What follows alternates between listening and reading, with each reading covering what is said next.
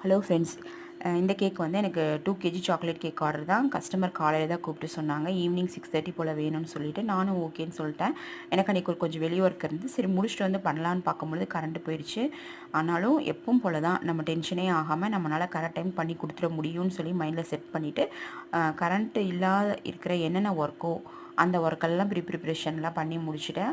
அதுக்கப்புறம் கரண்ட் வந்தோடனே sponge back பண்ணுறது, க்ரீம் அடிக்கிறது, க்ரம் கோட் மெயின் கோட் கொடுத்து ஃப்ரிட்ஜில் செட் பண்ணி கரெக்ட் டைமுக்கு எடுத்துட்டேன். கடைசியாக நேம் எழுதிட்டேன். நேம் எழுதி முடிச்சோன்னே இருக்கிற ஸ்பேஸில் டிசைன் கொடுத்துட்டேன். ஒரு அழகான ஒரு ஹார்ட்டும் வச்சுட்டேன் அவங்களுக்கு. இது 20வது ஆனிவர்சரி அவங்களுக்கு.